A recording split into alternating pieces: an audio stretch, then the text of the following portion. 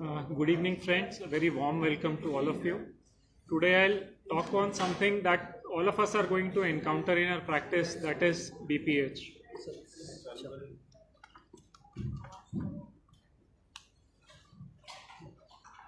Now, LUTS is lower urinary tract symptoms. That is, suppose an elderly man comes to us with complaints of night frequency, slow stream, straining, urgency or urge incontinence, a sense of incomplete voiding and interrupted stream. This doesn't mean that he has BPH. This could be CA prostate. This could be stricture urethra. It may be an underactive detrusor, which is very commonly seen in patients with long-standing diabetes, what we call as a diabetic cystopathy. It may be a neurogenic bladder, maybe secondary to a spine surgery. It may be a lower ureteric calculus, a vesical calculus, or a prostatitis. So all patients who come with LUTS in an elderly age group doesn't mean it is BPH. For a precise treatment, you have to come to a precise diagnosis.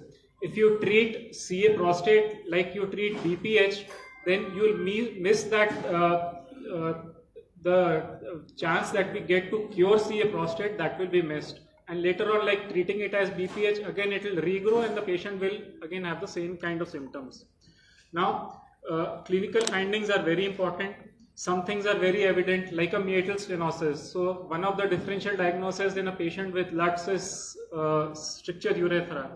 Meatal stenosis may be an indirect evidence of the stricture more proximally in the urethra. Then whether it is a palpable bladder or not.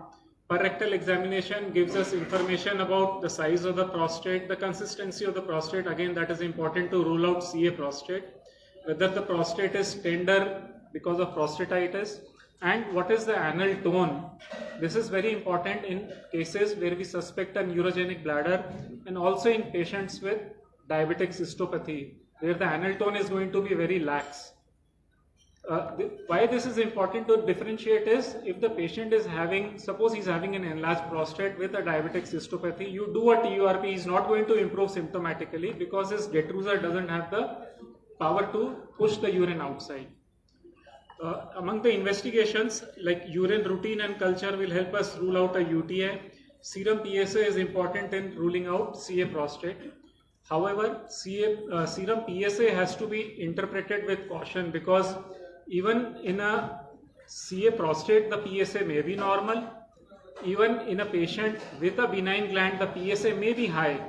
There are many factors which affect the PSA. Most important is, if there is infection, the PSA is going to go up in spite of there not being any CA prostate. If there is a big gland, his normal PSA level will be high. So PSA has to be interpreted with caution in every patient. Rectal examination with PSA helps us in diagnosing CA prostate. So either of the two is not a substitute to other and has to be done in each and every patient. Then a USG KUB will tell us about the status of the kidneys, the bladder wall thickness, the size of the prostate, whether there is any bladder stone secondary to a BPH, the post-void residue. A uroflowmetry helps us differentiate whether it is BPH, whether it is stricture urethra, whether it is an underactive detrusor. And in patients in whom we suspect a weak bladder secondary to a diabetic cystopathy or a neurogenic bladder, a urodynamic helps us to differentiate whether it is a BPH, where the bladder pressures will be very high, or it is an underactive detrusor. Now, in the treatment part, there are three options: watchful waiting, medical treatment, or surgical treatment. Watchful waiting should be offered to all patients who are having very minimal symptoms, like the symptoms are enumerated in the beginning, what we call as lower urinary tract symptoms. Suppose the patient doesn't have significant symptoms, so those patients can be treated without any treatment, because in BPH, once we start treatment, the treatment is lifelong. The medicine acts for just 24 hours. After 24 hours, the medicine has to be supplemented again. Otherwise, the effect of the medicine goes away. In the medical treatment, most commonly used drugs are tamsulosin and silodosin. These are what we call as alpha blockers. Prostate has three kinds of tissue in it. One is smooth muscle, one is glandular tissue, and one is fibrous trauma. tamsulosin and silodosin both are what are called as alpha blockers. That is, they relax the smooth muscle of the prostate, so that widens the passage of the urethra. Some patients benefit with tamsulosin, some patients do not benefit with tamsulosin. That is because it depends on what proportion of smooth muscle is there in the prostate. A person who has a higher amount of smooth muscle in the prostate will benefit more with tamsulosin, and a person who has a fibrotic prostate will not benefit with these alpha blockers. Then the second group of drug are what are called as finasteride and dutasteride. Finasteride and dutasteride help in reducing the size of the prostate, but these affect only when taken for a minimum of 3 months. The peak onset of action is after 6 months of consumption. So these are drugs which reduce the size of the prostate by almost 30% with long-term usage. Now, what are the indications for surgery? Any patient with BPH who doesn't have retention of urine, who doesn't have a bladder stone, who doesn't have inguinal hernias, or who doesn't have recurrent UTI, hematuria or upper tract changes should be treated with tamsulosin or silodosin, with or without finasteride and dutasteride. If the patient doesn't respond to the medical management, then he is an indication for surgery, not otherwise. Refractory retention of urine is, that is, suppose a patient comes with retention of urine, we give the patient a trial of the catheter once or twice, he again develops retention of urine, then such patients are straight away indications for TURP. Vesical calculus, inguinal hernias, recurrent UTIs, recurrent hematuria or upper tract changes, that is, because of long-standing retention of urine, his kidneys have started becoming hydronephrotic, that is an indication for TURP. But after draining the bladder for a long period of time, because if a patient is having upper tract changes, that is the kidneys are hydronephrotic, that means his bladder must be underactive. So you should give rest to the bladder for at least 3 weeks. Once the tone of the bladder comes back, then only he should be a candidate for TURP. Ideally, a urodynamic test should be done to document that the tone of the bladder has come back, and then only do the TURP. Otherwise, what will happen? In an underactive bladder, if you do the TURP, you have removed the mechanical obstruction, but the pressure behind is not generated for the urine to come out with force. It has nothing to do with the weight or the size of the prostate. I'm coming to that. Now, in the surgical options, TURP, there are 2 types of TURP. One is unipolar, one is bipolar. The difference between the two is, in bipolar TURP we use normal saline for irrigation. In unipolar we have to use sterile water. When we use normal saline, chances of patient developing hyponatremia post TURP are very less. Most important inter-op complication of a TURP is the sodium levels fall down because of the irrigation. So those chances are less with a bipolar TURP. The third endoscopic treatment is what we call as HOLEP, that is holmium laser enucleation of prostate. This is preferred for patients who are having huge prostates and in patients who are on anticoagulants, like patient has undergone a bypass or an angioplasty and you can't stop the anticoagulants. In such patients, HOLEP can be done. At Zydus, we have all the 3 modalities available: monopolar, bipolar and HOLEP. Open prostatic surgery is done very rarely these days. It is required more for patients who are having huge prostates, like 250 gram prostate, 200 gram prostates, which are like what we encounter once in probably 2-3 years. Now, the take-home message and the answer to your question. Size of the prostate and post-void residue are not indications for surgery. A patient who comes to you with a 15 gram prostate with refractory retention of urine is a candidate for surgery. A patient who comes to you with a 100 gram prostate with hardly any symptoms doesn't require medical treatment also. Size of the prostate is only important for us when we decide surgery, because we calculate the duration of surgery depending on the size of the prostate. Normally 1 gram takes 1 minute to resect. TURP is indicated when you can expect your surgery to get over within 1 hour. The longer you carry on with the surgery, the more the fall in the sodium levels and more complications of hyponatremia. So size of the prostate doesn't indicate indication for surgery. It is for us to know what complications we can cause because of the surgery. Finasteride and dutasteride should not be given to all patients. What these pharmaceutical companies do, they come out with combinations. Veltam-F, Tamdura, Sildura, like you'll have both silodosin, dutasteride, tamsulosin, dutasteride or finasteride.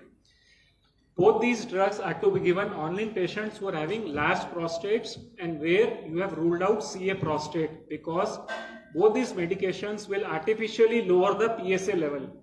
In a patient who is on finasteride or dutasteride for a long duration, if his PSA report comes as 3, you multiply it by 2. It is actually 6, it is not 3. Finasteride and dutasteride have artificially lowered the PSA by 50%. So these two drugs are to be given only in patients with having a prostate more than 30 grams. Less than that, it is absolutely useless and it will cause impotence and loss of libido to the patients. And like interpretation of the PSA in patients with finasteride and dutasteride is you have to multiply it by 2. Now, whenever we treat CA prostate, it is very important to differentiate whether it's a benign enlargement or a malignant enlargement, because the treatment of both of them is different. A malignant enlargement of the prostate would require a radical prostatectomy, not a TURP. So normal tendency is what 60 gram prostate refer for TURP. It is not like that. You have to see whether what you are treating it is a benign or a malignant enlargement, because in the initial stages, organ confined prostate cancer is curable, and suppose it becomes metastatic, then the treatment is only palliative. So if there are any other questions, and the most welcome. So in short, the clinical symptoms dictate the treatment. Yes, in prostate it is a even if it is mild BPH with all the symptoms and not responding to medical treatment, can go for surgery. Yes. I mean, if the symptoms are significant, not responding to medical treatment, it's an indication for surgery, irrespective of the size of the prostate. Frequency, urgency. Yes, yes. Radiologist They report as enlarged prostate. That is, it should never be reported like that. There is nothing like an enlarged prostate and nothing like a normal prostate. It is not that prostate 26 gram is abnormal and 20 gram is normal. It is not like that. The PVR is no any. It is not an indication for surgery. There have been studies where they have seen that in patients who were operated with a high PVR, they don't improve that much. So it's not an indication for surgery. effects of finasteride can be already after 3 months. Yeah, the reduction in the size of the prostate starts after 3 months of consumption, Sir, both finasteride and dutasteride. the other two drugs, alpha blockers, for how many months? Lifelong. For a mild BPH or whatever, for how many months this drug have to be continued? Lifelong. Lifelong? If they are working, see, the duration of action of this drug is only 24 hours. Antihypertensives, how long you are going to give? Or anti-diabetics, how long you are going to give? So these medicines are like that. After 24 hours, they disappear from the body. So you have. So once it shows effects, that means we have to take it lifelong, and it will not go from mild to moderate now. It can go. It can It can go. As long as the symptoms are controlled, control, then you have to you can continue till. Some patients lifelong do not require surgery. Actually, the need for surgery has gone down by 75% because of tamsulosin and silodosin. But they are The advantage costly. of silodosin over tamsulosin. Silodosin, both are alpha blockers, but silodosin also has an effect on the bladder. So in patients with frequency, silodosin is said to be better than tamsulosin. They are costly. These drugs are costly. Yeah, yeah, possible. Especially if you combine them with finasteride or dutasteride. What is the importance of this underactive service? It- Many of them are Yes, with long standing. Actually, uroflowmetry, the pattern of uroflowmetry is different for stricture, it is different for BPH, it is different for underactive detrusor. In underactive detrusor, the graph will be like this. a sawtooth appearance, because patient will use his abdominal muscles to pass urine. Normally the detrusor should push urine outside, but in underactive detrusor he uses his abdominal straining. So every time he strains, you get a curve. Every time he strains, you get a curve. So you will get a graph like this. And these patients improve the least after TURP, because the detrusor doesn't have the power to push urine outside. So it has to be both the de-obstruction plus the pump should be good for a better result of TURP. That is why you'll have patients complaining, prostate ka surgery kara hai and he's saying he's not improved. So the bladder tone has gone. And it is pretty common diabetic cystopathy with long-standing diabetes. Sir, last question from my side. May not be related to BPH, but you said the neurogenic bladder with reduced anal tone in patients of diabetes mellitus. I think it is common. Very common. So, sir, how we treat this? Unfortunately, the only medicine that is available for a weak bladder is bethanacol, Urotone, MACP. Sir, please repeat the name. Urotone. The content is bethanacol chloride. Urotone. It is one of the worst drugs. Worst drugs in which? In the sense, it hardly works, and there is no other. Placebo. As you can call it a placebo. It's a waste of money. The drug has to be taken 3 times a day. You will hardly find patients who benefit with bethanacol. The best treatment in these patients is you tell them not to drink too much of fluid at one go. The bladder should not get distended very fast, and like timed voiding, that is every 2-3 hours he should go and try to pass urine, and double voiding, after you passed another 15 minutes later again try to pass urine. That is the only treatment. And if the patient keeps very high post-void residue, the patient has to be started on self-catheterization. Suppose the patient develops recurrent UTI because of this, or bladder stones because of this, you have to keep the bladder empty, or if there is deterioration of the upper tract, you have to keep the bladder empty. So he should self-catheterize himself 4-5 times a day. Sir, for about anal tone, how to increase them in this patient I'm talking? I mean, see, whatever works for the bladder will work for the anal tone also. And since nothing works for the bladder, nothing will work for the anal tone. Diabetic neuropathy, this is miserable. Terrible. Diabetic cystopathy is what And unfortunately, there is nothing available for this. Nothing is available. Thank you, sir. I request Manish Dabi, sir. Please, sir.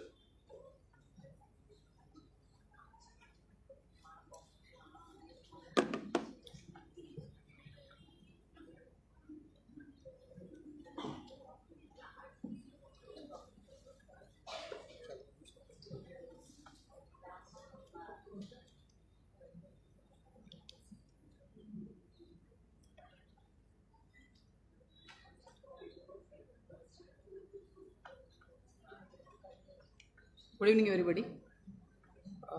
Today we'll be discussing about few nephrological clinical pearls in our day-to-day practice. This is important for primary care physician. At the end of presentation, the listener would be able to interpret clinical relevance of serum creatinine, identify CKD at the earliest, and apply measures to prevent progression, and can diagnose, evaluate, and manage common renal disease like nephrolithiasis and hypertension. As we all know, CKD is a widespread public health problem, and especially in our country, as the metabolic diseases are increasing, especially diabetes mellitus, obesity, and other hyperlipidemia.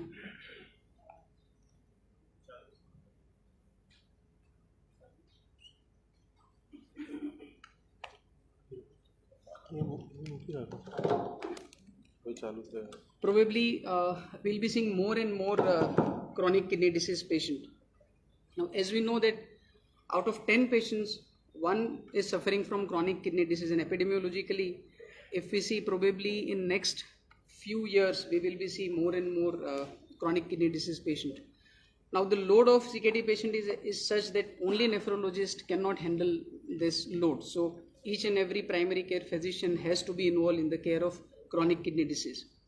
Now the evidence-based pearls in this presentation will probably help primary care physician to understand this concept better and recognize CKD early and to start treatment. Now starting with the first clinical pearl, that the normal serum creatinine level may not be normal. Now, as we all know, creatinine is just the end product of the waste product, and creatinine is just the surrogate marker of kidney function, but it is not the kidney function. Now basically why interpretation of serum creatinine is difficult, because it depends on muscle mass, age, sex, height, limb amputation. So for example, a 66-year-old man with serum creatinine of 1.4, which is seemingly normal creatinine, but the eGFR is 54 ml per minute, and probably this perceived normal creatinine corresponds to stage 3 CKD. And as you see, from 0.8 creatinine, if GFR is 103, if creatinine increase to 1.2, you may lose 40% of eGFR, and patient needs evaluation and probably early treatment. Now, if you can see this chart, the relation between GFR and serum creatinine. Now, initially, if you lose GFR for more than 50%, there won't be any much change in creatinine. So, initially, there will be large change in GFR, but there will be little change in creatinine. But in later stage, the large change in creatinine may not be reflected in the GFR. So creatinine should be taken with the other parameters also.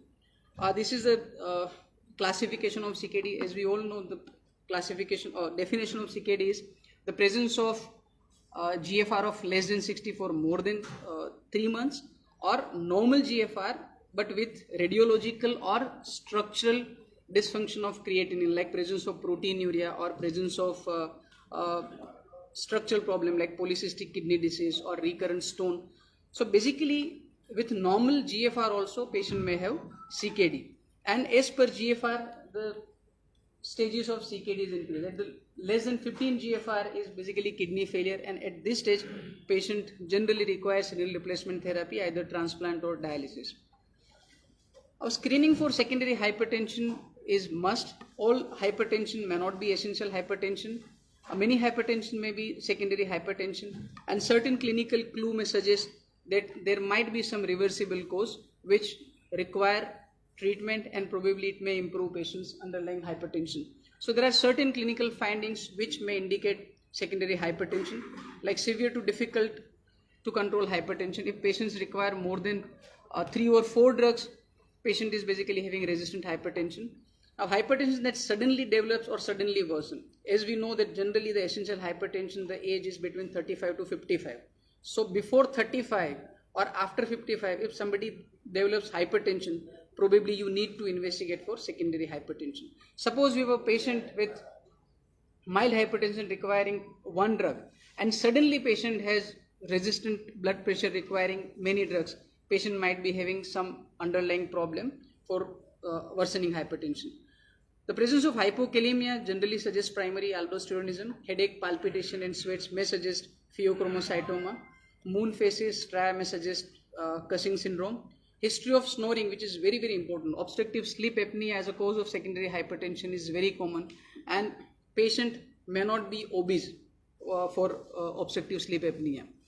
And second important clue is when you prescribe ACE inhibitor or ARB and patient develop renal insufficiency, patient might be suffering from underlying renal artery stenosis. And whenever you are treating a patient of hypertension, interrogate for underlying medication like chronic NSAID may lead to hypertension. Birth control pills or certain decongestant may lead to hypertension. Lack of adherence to dietary restriction is important for lack of blood pressure control, and one should review the patient's antihypertensive drugs, because sometimes 2 different antihypertensive may interact with each other and there may not be any response of hypertension. Patients with decreased GFR or proteinuria should be evaluated to determine the cause. Now, whenever you order urine examination, please look at the proteinuria and sediment, because +1 proteinuria may be significant, because +1 proteinuria is just the qualitative. You have to see for the quantification. An ideal test for the urinary protein quantification is protein create ratio. Though the gold standard is always 24-hour urinary collection, but it is cumbersome and many times it is inconvenient to hold carba with you for 24 hours. So protein creatinine ratio is as good as 24-hour urinary collection protein. Now high degree of proteinuria and in presence with active urinary sediment like microscopic hematuria or RBC cast or WBC cast may be related to underlying rapidly progressive renal failure, and this kind of patient requires urgent nephroreferral and renal biopsy. Any patients with more than 1 gram of proteinuria should be evaluated for causes of glomerular disease like secondary glomerular disease like diabetic nephropathy, collagen vascular disease, underlying malignancy, infection, especially in our country. Chronic hepatitis B and hepatitis C are responsible for many nephrotic range proteinuria, and NSAIDs or associated solid tumors. Our periodic evaluation and intervention in early stage CKD is must. In patients with early stage CKD, periodic evaluation and intervention are appropriate to slow the progression of renal disease and avoid its complication. As we all know, the CKD is a progressive disease, and one should do each and every effort to reduce the progression of renal disease, because the problem of CKD is many patients may not reach to the stage of 5 CKD. They may succumb to the underlying cardiovascular disease and because of infection. So you should try to reduce the renal disease progression as much as possible. The cornerstone of CKD progression treatment is angiotensin receptor blocker therapy, either with AC inhibitor and ARB, and the new kid on the block is SGLT2 inhibitor, which recently we are using. A patient with progressive CKD are at a risk of renal osteodystrophy. So phosphorus, calcium and parathyroid hormone levels should be monitored closely in all patients with stage 3 and 4 CKD. The CKD patient, as we discussed, they are more prone to get cardiovascular complications, so they should receive lipid lowering strategy and if required antiplatelet therapy. Do not automatically discontinue an ACE inhibitor or ARB solely because of small increase in serum creatinine or potassium level. As we all know, when you start ACE inhibitor and ARB, there will be some increase in creatinine. Up to 25 to 30% of increase in creatinine is acceptable, because initially ARB or ACE inhibitor will reduce the renal perfusion and there might be some increase in creatinine. So up to 25 to 30% of increased creatinine is acceptable. And whenever you are starting a patient on ACE inhibitor or ARB or mineralocorticoid receptor antagonist, you should order creatinine and potassium in a week. If the increase in creatinine is acceptable, you should continue giving ACE or ARB, and one should try to optimize the dose as per patient's tolerance. But if there is increase in creatinine of more than 30% or there is presence of hyperkalemia, one should try to rule out underlying renal artery disease. Anemia in patients with CKD should be treated with erythrocyte stimulating agents such as recombinant human erythropoietin, but should not be over-treated. Now, as per various guidelines, the ideal HB goal in CKD is to keep hemoglobin between 11 to 12. The more than 12 hemoglobin or more than 13 is not good for the underlying cardiovascular system. So whenever you are treating a patient with erythropoietin, you should stop erythropoietin when patient's hemoglobin reaches to more than 13. And whenever you are evaluating a patient of CKD for anemia, try to rule out other causes like iron deficiency or vitamin deficiency or hyperparathyroidism. Because if you treat with erythropoietin and you do not supplement IV iron, there won't be any effect of erythropoietin. In patients with recurrent stone disease, an in-depth metabolic evaluation is needed to identify and treat modifiable risk factors, thereby preventing further episode and or promoting stone formation. Now, which patient requires metabolic evaluation? Not each and every patient of stone disease require metabolic evaluation, but patients with a family history of stone, concomitant gastrointestinal disease such as inflammatory bowel disease, frequent urinary tract infections, recurrent stone formation, and when your stone disease is associated with renal dysfunction, one should require metabolic evaluation of stone disease. Now, this patient generally requires a detailed dietary history, a review of medication that can promote stone development, certain antiretroviral drug leads to nephrolithiasis. Urine analysis is required and measurement of serum calcium, phosphorus, electrolyte, uric acid, parathyroid hormone, vitamin D, and lastly urinary metabolic profile. AV fistula should be created in stage 5 CKD patients to avoid central venous catheterization associated complications. It's very, very important.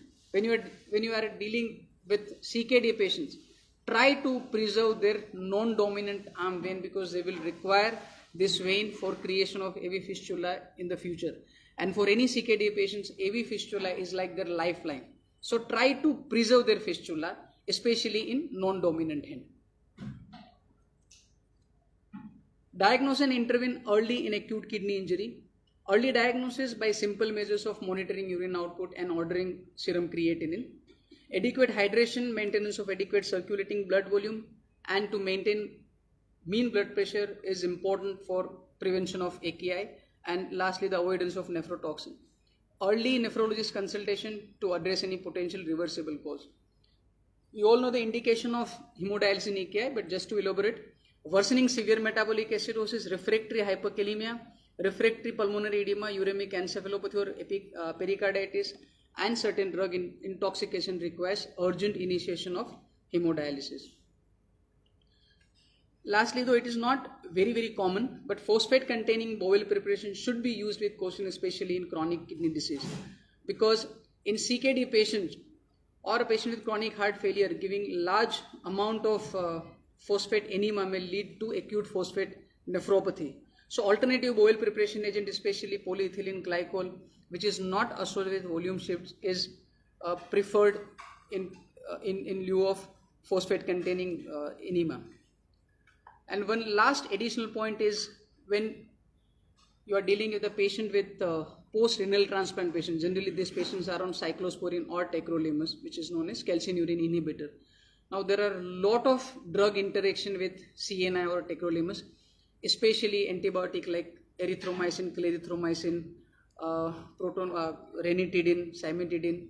There are many other antihypertensive drugs like diltiazem, antifungal drug like ketoconazole. So whenever you are prescribing this kind of drug, please look at the drug-drug interaction and then only prescribe this medication. So lastly, the take-home message is always calculate eGFR, don't rely on creatinine. Nowadays, generally the lab provides eGFR, and this eGFR are generally calculated on the basis of various formula, which you easily get on internet. Now the latest eGFR formula is CKD EPI 2021. If you are dealing with a patient who is having large body mass, like obese patient, you have to correct it with your body mass index. Screen for secondary hypertension whenever it is required. Diagnose the etiology of CKD and try to monitor them periodically. RAS inhibition should be considered in optimal dose unless contraindicated, and plus SGLT2 inhibitor. Nowadays, for non-diabetic CKD patient also, the SGLT2 inhibition is indicated to prevent the progression of renal disease. Treat mineral bone disease and anemia in CKD. Early AV fistula creation in stage 5 CKD. Diagnose and intervene early in acute kidney injury. And in CKD patients, whenever you are prescribing medication, try to calculate eGFR and modify the dose as per the GFR.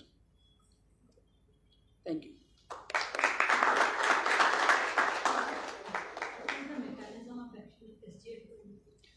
So basically, SGLT2 inhibitor, it blocks sodium glucose co-transporter. So it will lead to natriuresis.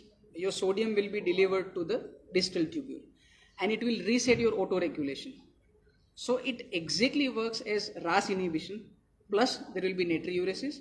So there will be good blood pressure control, there will be metabolic control, there will be weight loss, and there will be autoregulation in such a way that there will be reduction in the glomerular hyperfiltration.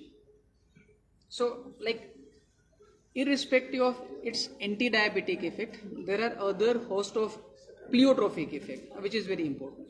So in CKD patient, irrespective of their diabetic status, you can prescribe SGLT2 inhibitor for prevention of proteinuria and for the retardation of progression of renal disease.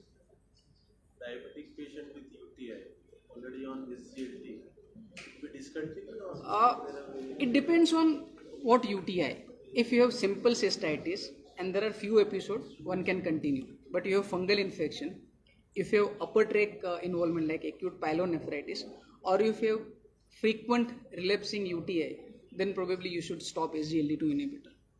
Otherwise, a simple episode of cystitis, I don't think you stop it by just one episode of, say, mild burning micturition. Non-diabetic CKD, there are Yes, it is indicated. There are many trials which have shown that irrespective of your diabetic status, it is like in addition to AC inhibitor and ARB. But the only problem is when you are combining this drug, there are chances of acute kidney injury is more, because SGLT2 inhibitor will lead to some volume depletion. And in our country with this hot, humid atmosphere, it is very easy to get dehydrated. And at one side you are giving something which will dehydrate, the second time you are giving AC inhibitor which will reduce your renal perfusion further. Yes, so whenever you are trying to give this medication, first give ARB, wait for some time. If patient tolerates it, creatinine and potassium are okay, then second go you can give SGLT2 inhibitor. In diabetic patient, preferably first SGLT2 inhibitor and then AC inhibitor or ARB.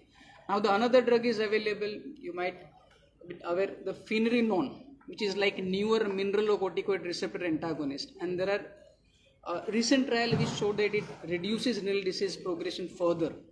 So AC inhibitor, ARB plus SGLT2 inhibition plus finerenone. Because like CKD is, your aim is to reduce progression. You don't want your patient to go for the dialysis or renal transplantation, and you want to, prolong that time. And this all molecule will generally help in cardiovascular disease also. The biggest problem is cardiovascular disease. Many patients, before reaching to the stage of dialysis, they die because of cardiovascular. Yes, so SGLT again it has cardiovascular benefit. secondary benefit of In last few years, there is a good advance in molecule, especially in CKD treatment. Thank you.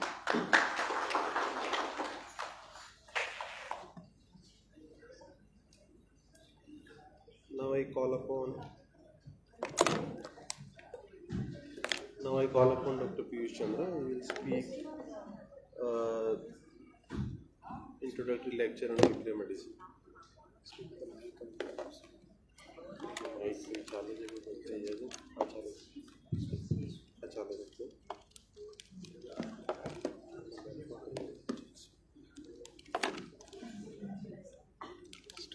Small for you.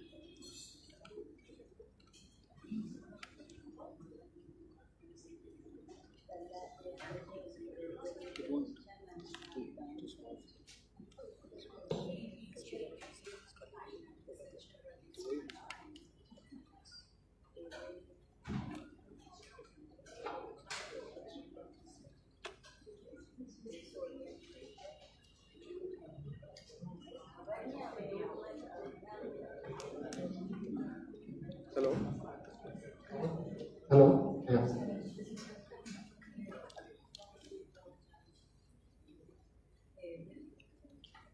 So good evening, everyone. It's a pleasure connecting to my fellow colleagues in the city. So nuclear medicine, as sir introduced, is something new. At least in Baroda and at least tier 2 cities, mostly nuclear medicine will be practiced mostly in the metro cities. So basically, the use of radioactivity came in 1898, and the radiology was born. So the application of radiation is in 3 branches: radiology, nuclear medicine, and radiation oncology. Radiation oncology will treat tumors. Radiology now is subdivided into it's a large specialty: intervention, ultrasound, magnetic resonance, everything. Nuclear medicine origin came in around 1946, when one of the American doctor wrote a paper in JAMA regarding treating a thyroid cancer patient with iodine 131. That's when the first case of nuclear medicine was reported. As we know, nuclear medicine incorporates the use of radioisotopes. the radioactivity was discovered in 1898, but artificial radioactivity means you synthesizing a molecule and making it radioactivity was only invented in around 1936. So that time only the research for nuclear medicine started. So currently in 2022, if you talk about nuclear medicine, it is broadly divided into gamma camera or SPECT imaging, which was the workhorse of nuclear medicine. It is the workhorse of nuclear medicine. Now we have PET CT available even in BARODA everywhere. Newer machines like PET MR where you reduce the radiation dose doing scans. And also nuclear medicine, as I said, the birth of nuclear medicine was treating patients and not diagnosing. So let us not be in a notion that nuclear medicine is all about diagnosis. So there are a lot of treatments which I will just stress upon. This is a basic introductory lecture. I won't talk deep into each individual indications, but I'll just give an overview of what it is. So as I told, gamma camera and SPECT scans are the workhorse of nuclear medicine. At least prior to 2000, it was just nuclear medicine.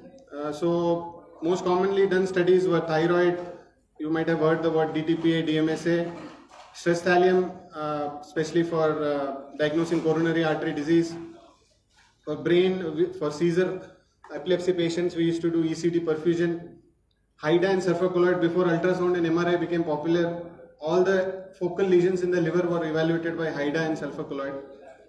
Before we had CT scans available around in the world, all thromboembolism were diagnosed with ventilation perfusion scan, and it is still relevant. I will show you in the subsequent slides. Lymphoscintigraphy, especially patients with lymphedema, filariasis. We don't know whether it is cellulitis, whether it is varicose, or it is a block of the lymphatics. The only way to visualize the lymphatics in your body is nuclear medicine, and that is lymphoscintigraphy. And studying your bone alone. I mean, CT scan shows the density of the bone. It doesn't tell anything about the bone function. So radiology is all about anatomy. Nuclear medicine is all about physiology. It's as simple as that. So it's an adjunct modality to radiology. It's not like it can replace radiology. It's a complementary modality. Every hospital having nuclear medicine will have precise diagnosis, an accurate diagnosis, because you study the function along with anatomy. So just going to stress thallium. So if you talk about United States, in our country, stress thallium is available, but not all cardiologists will go for it. But if you go to United States, any patients going for an invasive angiography, what we call it as coronary angiography, catheter angiography, should have a stress thallium, at least a treadmill test positive or a stress thallium positive before they can be subjected to coronary angiography, because invasive procedure, there is a chance of mortality with coronary. So most patients will go for stress thallium in United States, especially if they are low and intermediate cardiac risk. If I have a chest pain, I am hemodynamically unstable, obviously we will go straight away to the cath lab. But if I have a chest pain, I don't know whether it is because of gastric means whatever, acidity or something, we come in low intermediate cardiac risk. So what do you do? So you do stress thallium. You can see in the images, these are the images of like a functional image of the heart. What you see, the circle is a left ventricular cavity. So when we basically inject a dye which goes directly to the patient's heart. So when the patient is walking on a treadmill, we inject with that dye, radioactive dye, and at the whenever he reaches the maximum stress, maybe 85% of his age-adjusted target heart rate. So first we do a rest scan and show that the LV myocardium is having normal resting perfusion. And during the stress, if he has a epicardial stenosis or in any of the LAD, RC and LCX, it will show a perfusion defect in the stress images. So you can see rest, it is normal. Stress, it shows a small defect. This circle basically represents the cavity of the LV. This is the anterior wall, this is the septum, this is the inferior, this is the lateral wall. So here you can see inferior wall is showing a defect in the stress image, but it is normal on the rest image. This is called as myocardial ischemia.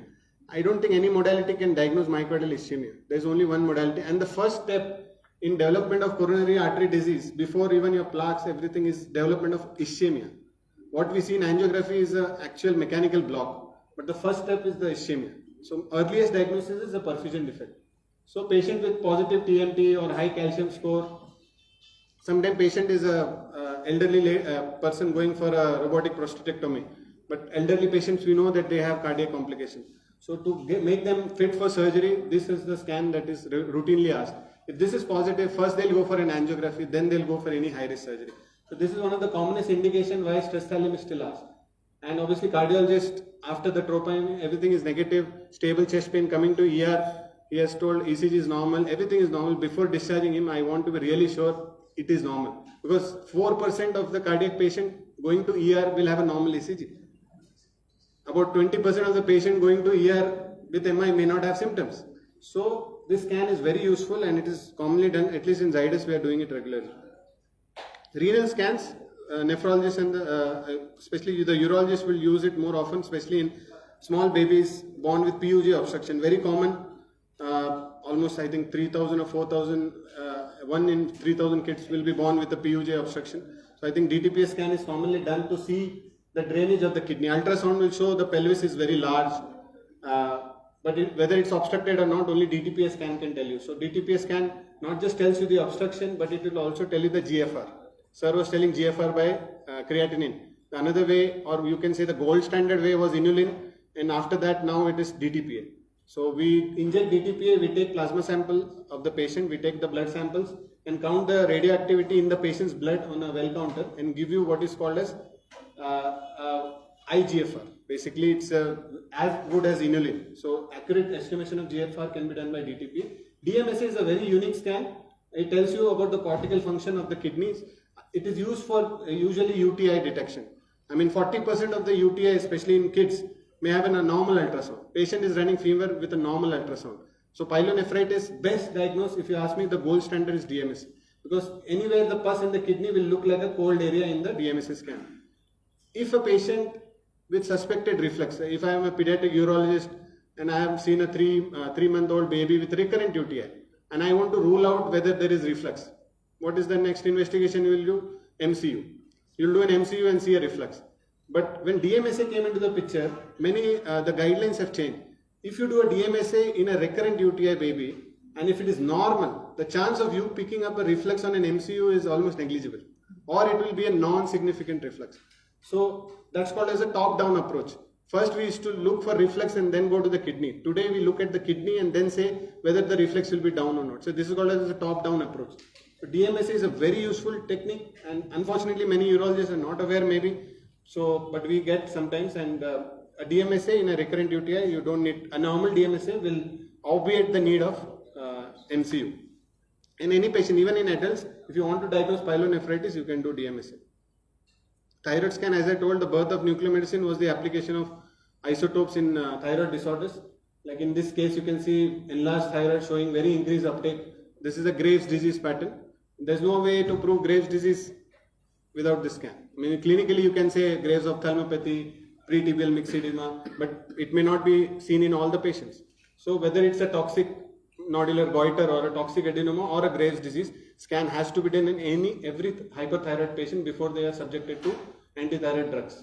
And if a nodule is cold in a thyroid scan, so you can suspect that there are 20% chance of being malignant. So you can do an FNAC in those cold nodules seen in the, and plus sometimes kids are born with ectopic thyroid or a thyroid aplasia or a hypoplasia, you can see that also.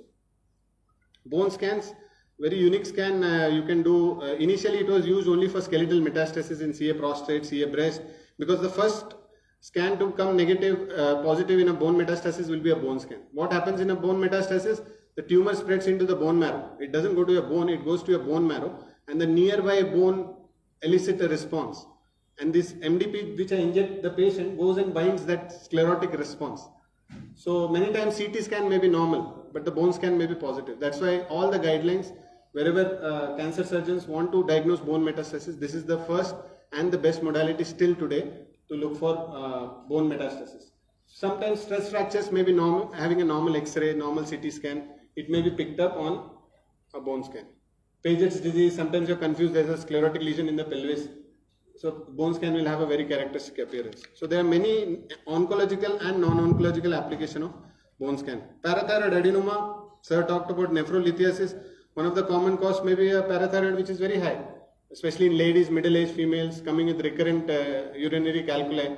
And I think if PTH is high, we want to know as a surgeon that whether it's a solitary parathyroid adenoma, that's called primary hyperparathyroidism, where one of the nodule or maybe 2 parathyroids, we have 4 parathyroids in our body. So in this case you can see one hot nodule which on delayed images doesn't clear. So this is a diagnostic of a parathyroid adenoma, and this every head neck surgeon will do before subjecting a patient. Why? Because as I told, there are 4. Sometimes there might be 2 parathyroid which is hyperfunctioning. So on the scan, if you don't do the scan, you just say ultrasound, okay, there is something in the right inferior, and he opens the neck, removes that right inferior, but the intra-parathyroid calcium doesn't come down. So we need to do this scan to see, and sometimes it may be an ectopic parathyroid in the mediastinum. So even this scan can tell you about that. This is a gold standard for diagnosis of parathyroid adenoma. In our hospital, what we did for the first time last month, many times the scan which I showed you, the accuracy of this scan is around 70 to 75%. It may still miss small adenomas, especially below 1 centimeter.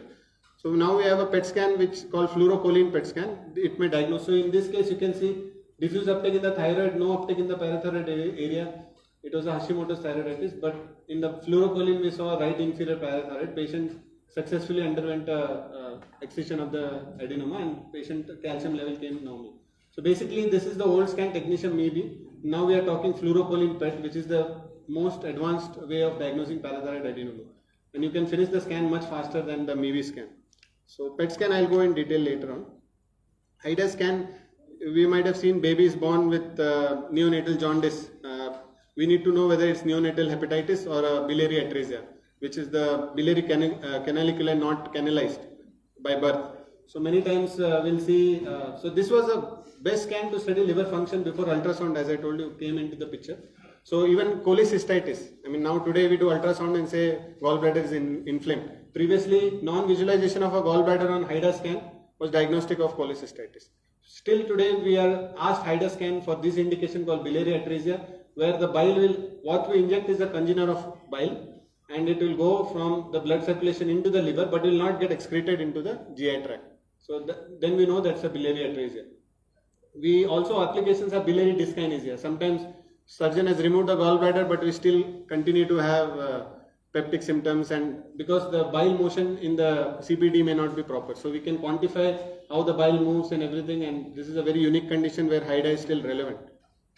Ventilation perfusion scan, there was a study called PIOPET study in 1980s where they compared VQ scan with CT angiography, and they said CT angiography is better, so we are only going to do that. But that study was flawed because that study included many patients with comorbidities where our scans, because it's not an anatomical scan, it may miss and specificity may come down. But in today's time, we have a gamma camera which is fused to the CT scan machine. So this scan is coming back into the picture where you can diagnose. So as I told you, for myocardial ischemia is the first event in coronary artery disease. The thromboembolism, first thing you will get a perfusion defect. Even in COVID patients we were doing this. Like many patients will get clots in the lungs. So we will regularly do in the COVID patients also. So what we inject is basically goes and blocks in the pulmonary capillaries. So if there is any clot, even in the segmental arteries, they are very small to see on a CT scan. How can you see a segmental artery on a CT scan? You can just see the main pulmonary artery. So you can see small defects like this can diagnose thromboembolism. And if patient has raised creatinine, as sir said, you can't use IV contrast. How are you going to diagnose thromboembolism? So this is the scan where patients with CKD will come for diagnosing thromboembolism, and pregnant patients. CT angio will give you somewhere around 4 millisieverts as a radiation dose to the baby, and this scan will give only 0.3 millisievert. So it is very less radiation dose compared to your normal HRCT, and you can do a gas phase also, and you can match this. So thromboembolism will have a match defect. We'll have a defect in the ventilation as well as perfusion scan. So match defect is thromboembolism. This is a very unique scan. Still there, we are regularly doing in Zydus. So now we are going to modern nuclear medicine, something called as PET CT. So gamma camera was always something seen uptake and all that, but it was not fused to CT. Now we have PET CT scans where the functional information is fused to an anatomical information. So I think if you ask me, in oncology, though, it has overtaken normal CTs. None of the oncologists, if there is no cost constraints, only scan will be done is FDG PET CT. Routine CTs are going out of phase slowly. So we have the PET CT scans have oncology application, heavy oncology application. Almost 80% of my PET CT will be referred for cancer patients only, and 20% of my work and PET will be related to non-oncological condition. I'll show you. I showed you choline PET, one of the indication for parathyroid adenoma. So FDG PET CT is the workhorse. Like what is FDG is nothing but glucose molecule. We know any tumor will take up more glucose compared to healthy tissue. This is the healthy tissue uptake, and you see a lung cancer showing very intense uptake. So whatever I inject will go to your brain, will go to your kidneys, but will also go to the tumor. And see, CT scan is showing some consolidation. How do I know what it is? What do I do about this? So next step is a chest physician will ask for a PET scan. So now I see, okay, this is a part of the lung which is consolidated. But this is a part of the lung which is more bright. So this is the cancer which is obstructing the bronchus, causing distal consolidation. So where my needle should go, the PET scan will only tell you. So today no lung cancer patient goes away for biopsy without a PET scan. And if they do go without that, they will come out with a negative biopsy. How many times you are going to poke him? You're going to cause pneumothorax, hemothorax and not get a diagnosis. So nowadays PET scan is randomly done and routinely done in all cancer cases, especially lung, breast, melanoma, which are systemic disease. I mean, in India, especially even prostates are told, most of the patients come in stage 4. So these cancers, PET CT will tell you everything. And because you already have a CT scan, why should you do a non-contrast CT elsewhere? So, and it is come cheap now. PET CT is no longer 35,000, 40,000. It is now sub 10,000. Now in Bombay, they will do for 6,000 PET CT. For lung biopsy also we should. No, I'll tell you, ma'am, it has come to below 10,000 because there are so many centers. We have 3 times the PET CT scanners as the United States. United States will have 100, we have 300 PET scanners. You are advising to go for PET CT before lung biopsy. Yeah, before lung biopsy to get a better yield. And sometimes if PET is itself negative, there is a rationale that you should not do. It may be an old granuloma, which is a nodule, but if a high risk patient, smoker, sometimes low grade uptake may be there in bronchoalveolar CA, especially ladies. We have false positive report. False positive, yes, in our country TB, as you said, is there, but TB will have a characteristic CT picture, fibrosis, some calcified nodes. So false positive is there. It's not that it is not there, but somebody who has seen a lot of PET scans, it depends on him. It just negative. False negative, as I said, bronchoalveolar CA, NET, carcinoids, they may not show much FDG uptake. So clinical suspicion is still important and not just scan. So PET scan will be done for diagnosis, guiding biopsy, staging, whether the tumor has spread beyond the primary site. Response evaluation, fantastic. I think you start chemotherapy, there will be no change in the size of the tumor, but there will be metabolism which is totally gone. So you know the drug is working, and these drugs are very expensive. You need to know whether it is worth giving those. Immunotherapy nowadays, a patient spends 2 lakhs for 1 month, whether it is working or not. And targeted therapy doesn't cause change in the size of the tumor. They cause change in the metabolism. So no longer CT is done. Every patient for response evaluation will come for PET CT. Someone have unexplained weight loss. Yeah. So that is one indication where patients do land up. But a patient with just weight loss may, if you ask me, the commonest reason in our country is diabetes. And I think, so if you have a weight loss, Thyroid and diabetes. yeah, but see, if weight loss from a CL lung and not having cough, not having hemoptysis, weight loss from a melanoma and not having skin lesions, weight loss from a breast mass and breast being normal, best for patient can herself palpate. So I think very rarely we get a positive diagnosis in a weight loss patient. Many patients do come with the fear that, do I have cancer? I want to do a PET CT. I persuade them, no. What is the rationale? Are you a smoker of 40 years and your lung may really show up some? Maybe I can do that. So, yes, pancreas is one of the indications where weight loss can be there, but they will have pain, ma'am. Adenocarcinoma pancreas do have pain because of celiac axis. I think that is another discussion. So you can see an example of a CA breast patient. Surgeons will tell 1 centimeter breast lump, no chance metastasis. Surgeons have changed their approach after the PET CT has come. Almost 25%, in my own research, I have published one paper where we have around 150 patients, where we have analyzed tumors which are less than 5 centimeter in the breast, and we have done PET CT as a prospective study, and we found that metastasis was seen in 25% of the patient on PET scan, in which we say that it is early operable. So breast is a systemic disease. The day breast lump is diagnosed, we have to stage. We have to pick up whether it has spread to the liver. Now you can see in this small lesion in the liver, only 1 lesion in the liver. You treat the patient and tell, okay, surgery is done, you are cured. And next 5 months later, she comes with a big liver mass. And then surgeon will tell the patient, oh, your breast cancer has progressed. Why it has progressed after 5 months? You have to explain the patient, and patient won't buy that. So I think every cancer, especially breast, nowadays is staged. Even if it's 1 centimeter, they will stage it. And 1 in 4 chance that you can pick it up. So it is worth doing. You can see a bone metastasis, you can see a liver metastasis. Lung, as I told you, very commonly spreads to the bone, to the brain, to the adrenals, and in the one shot you can diagnose both. So this patient is an M1 lung. We know that. You do a biopsy guided through this. You put a needle here, you will come with necrosis. You put a needle, you will get a diagnosis. So without PET CT, there is no point in proceeding. So I don't want to go in deep into oncology. There are so many other traces I didn't show. PSMA PET, dotatate PET. For different cancers nowadays, we have a different molecule. FDG is good for aggressive cancers. But there are some cancers which don't take up FDG, like prostate cancers. It will, if you do a prostate cancer PET will be normal. So we have something called as PSA. That PSA same molecule, we have tagged it with the radioactivity and we inject the patient. So wherever there is prostate cancer cells, it will light up. So things have become so specific. Trastuzumab, you know a drug called trastuzumab. You can radio label it and inject to the patient, and you know where it will go in the, whether the trastuzumab will work. So world is going very rapidly in molecular imaging. I don't want to show that, all that, but we can always have a discussion later on. So non-oncological application, the most commonest I get fever of unknown origin. Okay, fever, 3 weeks, nothing happening, what is wrong? Most of the times in our country, TB. There may be some abscess, psoas abscess hidden somewhere. There may be some bone marrow lesions.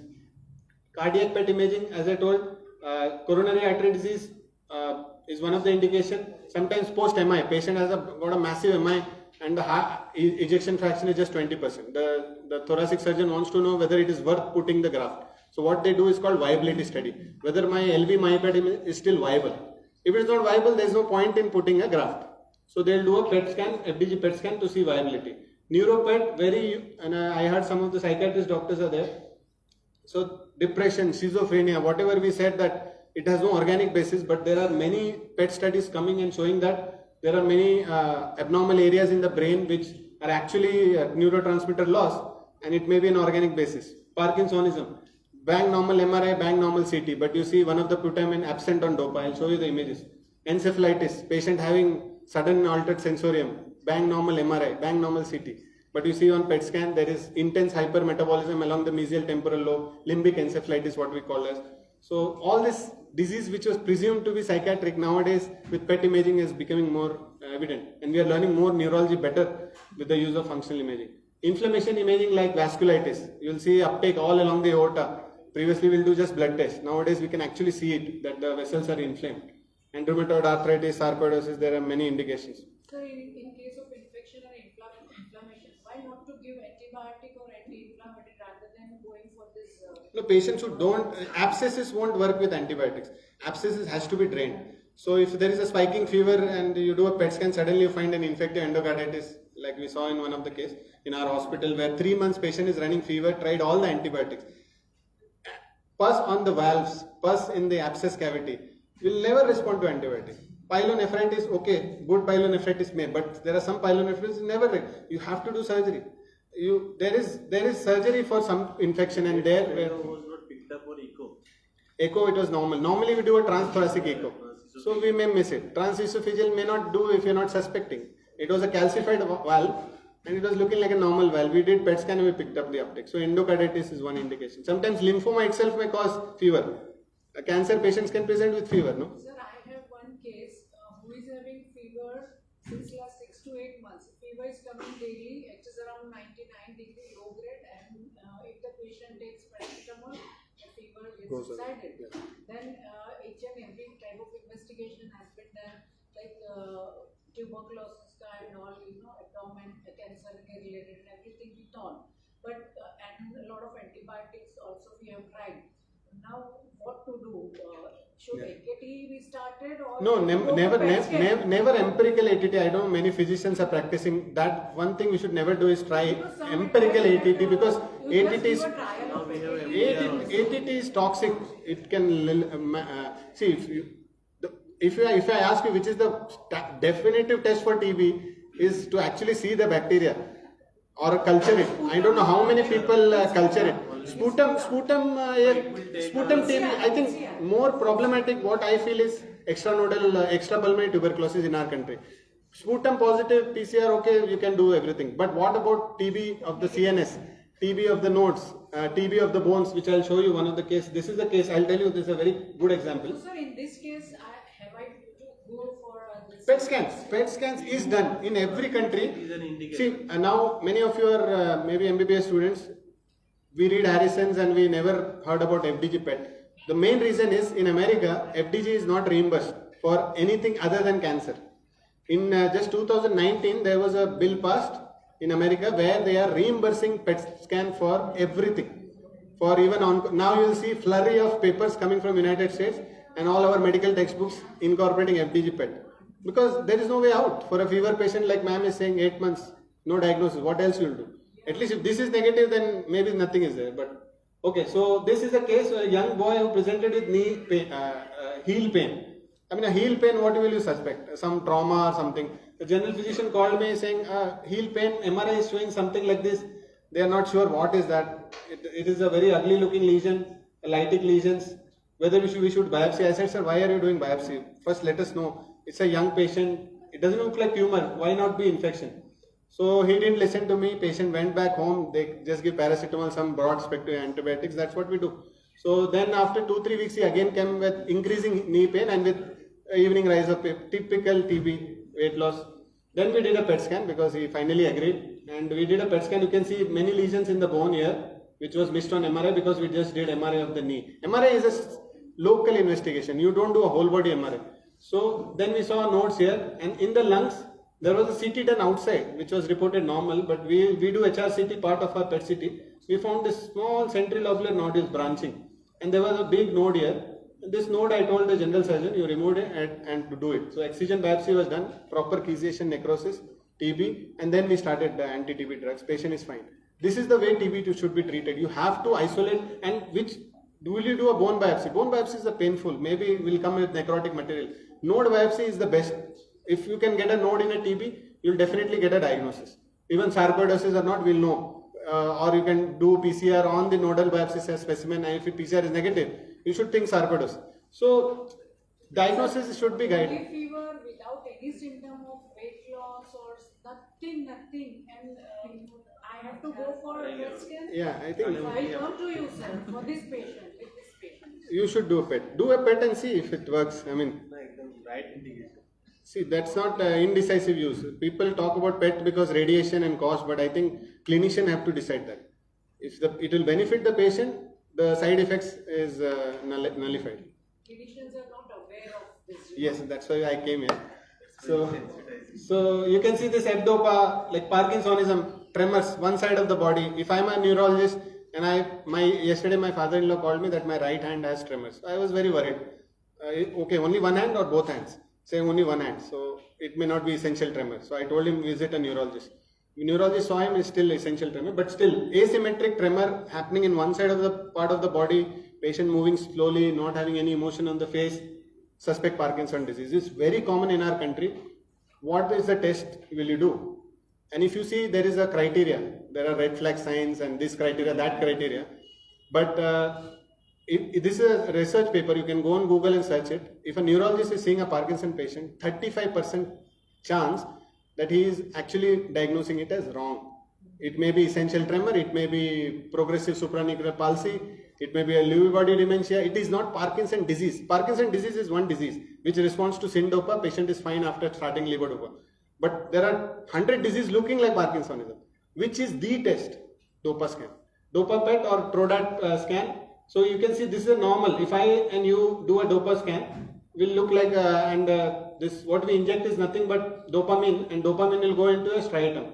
So you can see the caudate, you can see the putamen. Both will look like a comma shaped uptake in the brain.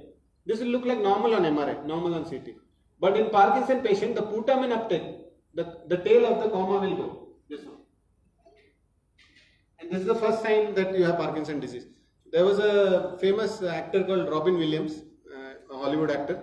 He died of hanging in his room, and everyone and his wife was curious. So she did an autopsy because she was diagnosed with Parkinson disease 2 years back, and she complained that after he was started syndopa, patient became worse. So if a Parkinson patient should do well, but then his mentality, he got clouding of consciousness, he started getting suicidal tendencies. Then wife had ordered through magistrate inquest, and then they did an autopsy. Autopsy of the brain showed diffuse Lewy body dementia. So that condition may worsen with syndopa. There are many other conditions which actually syndopa is a stimulant. So if you don't need that, it will stimulate your brain and you may get all these things. So today things are changing, and in United States also clinicians are, after that case, are very wary of clinical diagnosis and they do this scan. In our country, very few neurologists will be happy to send cases to me because it makes their diagnosis challenging. No, I always give something else and they're like, no, it's an essential tremor. No, essential tremor will have a normal Doppler scan. So last I will conclude by telling that we are not radiologists, we are physicians, we treat patients. Obviously, starting with iodine therapy for thyroid cancer and Graves' disease, toxic mantle nodular goiter. You people are physicians, you might be treating a thyroid patient with anti-thyroid drugs, methimazole, carbimazole, propylthiouracil. Many patients of Graves' disease don't respond. Many patients, almost 80% of the patient will relapse after your ATD, 18 months, and then endocrinologist will send to me that please ablate the gland, or will send to the surgeon and please remove. Many patients don't want to go for surgery, they will go for radioiodine therapy. Thyroid cancer obviously is treated with radioiodine only. There is no treatment for thyroid cancer medically than radioiodine. And the beauty of radioiodine, when you consume iodine, it goes only to your thyroid. You take chemotherapy, it will go to your hair, bowel, it will cause diarrhea. So iodine therapy or any nuclear medicine therapy for this reason, just go to the tumor. It targets only the tumor, so it has no systemic side effects, absolutely none, and it treats the cancer. So now these two therapies called dotatate and PSMA is FDA approved for treatment of carcinoids, which is a upcoming and emerging cancers. One of our, Steve Jobs, our Apple owner, died of this carcinoid. He received this injection in Sweden because FDA had not approved by the time he died in US. So Europeans are much ahead in this sort of research. PSMA 617 now is FDA approved 2 years back for prostate CA. Y90 microspheres almost a decade back was approved for SCC, which are not operable. So we basically do through the catheter, we go and put the radioactivity in the liver bed. It's almost like a brachytherapy. So it's a very good treatment for SCC. And patients sometimes in cancer will have bone pain, which is not responding to morphine. So we give a systemic therapy where we inject radiation in the like a therapy through intravenous, where it goes and binds to all the bony lesions. This is one of my example. I'll show you. This was my patient in Chennai. This is a doctor himself. He doesn't want chemotherapy. He has a prostate cancer which has spread to the bones. He's a general surgeon himself, prestigious institute superintendent. He wanted no chemotherapy, no docetaxel. Tomorrow we'll not hear of docetaxel after PSMA therapy has come. So he didn't want chemotherapy. So he came to me. So in March 2021, and his PSA was around 40. In this sort of setup, patients lives usually 2 years, 1.5 to 2 years. And this patient, we gave something called as alpha emitter, 225 actinium, and we gave 2 cycles of lutetium, this PSMA, not dotated PSMA. And you can see all the lesions have gone except some prostate disease left. And patient PSA is 0.1 now, it's almost 2.5 years, he's fine, asymptomatic. So these are the future of nuclear medicine, is the future of prostate cancer. Sir said it is palliative. No, prostate cancer in our country will be diagnosed with bone metastasis. 1 in 4 patients will come with bone metastasis straight away. He'll have urinary symptoms, but when you do his PSMA scan, you'll find like this. It is already spread to his bone, but that is not a death sentence. You can still give hormonal therapy. He may last another 5 years with hormonal therapy, bicalutamide, everything. After that, it becomes castrate resistant. The hormone doesn't work. And then it is 15 months median survival. No longer. Now PSMA therapy has come for castrate resistant prostate cancer. From there, patient can still another 3 years they can live. So expensive, but yeah, definitely some answers to problems that we have in prostate cancer. So maybe I spoke too much, maybe I spoke too irrelevant. Quite informative. Yeah, but I think if you ask questions, I will be very happy. So that one question I want to ask you. Sir, please comment on brain metastasis, PET scan versus MRI. yeah, so MRI. Answer is MRI. Brain metastasis, because you have so much uptake in the brain, the tumor may get masked. There are some tumors which are detected, but usually blood-brain barrier. No? Sometimes if it is not a necrotic tumor, FDG may not go inside. So MRI is the best modality any day. So what they do in Tata Memorial Hospital is a PET CT whole body with a brain MRI. This is done for all lung cancer patients. Thank you so much. So the real challenge comes only when MRI and CT, everything is Thank you. Yes. All 3 lectures were very informative to all of us. Thank you, Amit bhai. Thank you, Mahesh bhai. would love to hear you again. Yes, So sir. Yes, sir. all of them. Yes. We'll share number of all the three consultants and rate list भी sir आपका जरा. Sir आप rate sir वो dopa scan का rate जानना है ये actually वो group में share करेंगे. Number भी share करेंगे. जो I think presentation that- भी if I can get हाँ. sir tomorrow. The idea is it is not no longer expensive. Nuclear medicine, as clinician, as I told you, people should decide whether it's useful to the patient. When it's useful, it is not expensive. Simple. And to reach to a correct diagnosis is Diagnostic. and everything else is Very common. innovative and newer concept. Thank you. Thank you. Just an important announcement.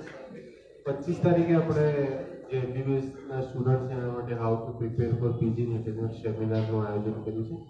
Will share detail, place, time, date, everything. So જો તમારા કોન્ટેક્ટમાં તમારા એરિયામાં જે બી કોઈ હોય please refer them. Yes 25th को इंशाल्लाह. So thank you once again. તો બધા આવ્યા ડભોઈથી, સાવલીથી બધા ડૉક્ટર્સ બધા આવ્યા છે. We'll plan our another meet inshallah in the first week of October. Inshallah. Thank you very much.